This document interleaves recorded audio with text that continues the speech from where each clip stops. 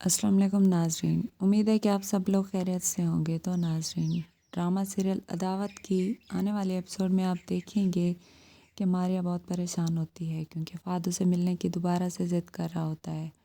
फ़ाद कहता है कि अगर तुम मुझे 1 घंटे में ना मिली तो मैं सारी की सारी सच्चाई अज़द को बता दूंगा, फिर तुम इस सब की ज़िम्मेदार खुद होगी।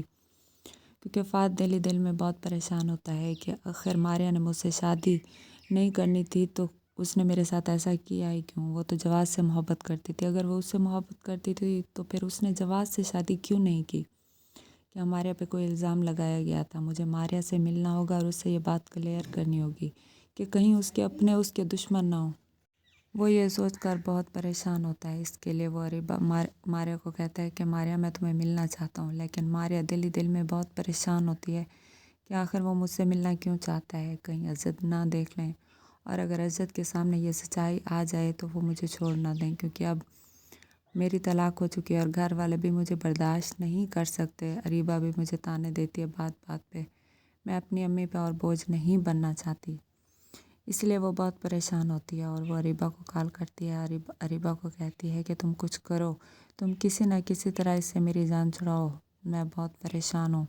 अगर अज़द के सामने ये सारी सच्चाई आ गई तो मैं तो कहीं की नहीं रहूँगी।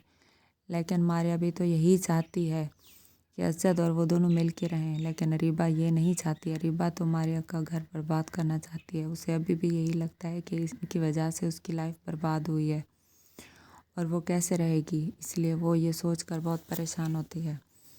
अरीबा कहती है कि अब मैं इसे घर से निकलवा के ही रहूँगी, क्योंकि अरीबा के पास पहले तो फ़ाद का नंबर नहीं होता, लेकिन अब उसने फ़ाद का नंबर ढूंढ लिया और वो कहती है कि मैं फ़ाद को सारी सच्चाई बता दूँगी कि मारिया सिर्फ़ और सिर्फ पैसे वाले इंसान से शादी कर सकती है। तुम्हारे पास इतना पैसा नहीं था इसलिए उसने तुमसे शादी नहीं की, लेकिन अब उसने अज़द से शादी इसलिए की क्योंकि वो बहुत ही अमीर तरीन इंसान है, लेकिन तुम ऐसे नहीं हो।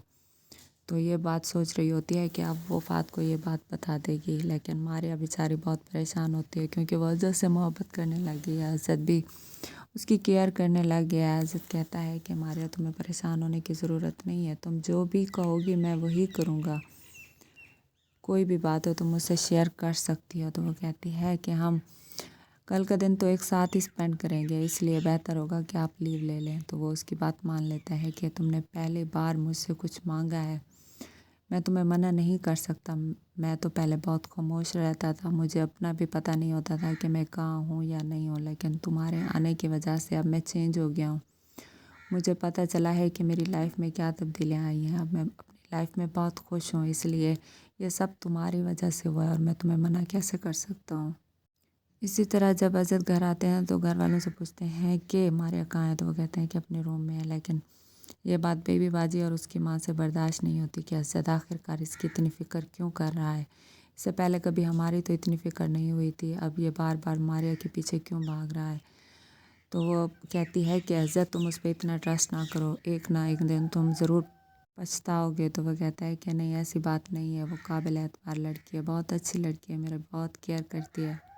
बेबी कहती है कि तुम्हें उस पर ट्रस्ट करने की ज़रूरत नहीं है, एक ना एक दिन तुम्हारी आंखों से पर्दा जब उठेगा तब तुम ये सच्चाई एक्सेप्ट कर ही लोगे, तब मैं तुम्हें बताऊंगी कि मारिया क्या थी, उसने तुम्हें धोखे में क्यों रखा। तो नाजरीन, ये सब आप देखेंगे आने वाली एपिसोड में। अगर अभी तक आपने मेरे चैनल को लाइक और सब्सक्राइब नहीं किया तो कर दें। तब तक के लिए अल्लाह हाफिज़।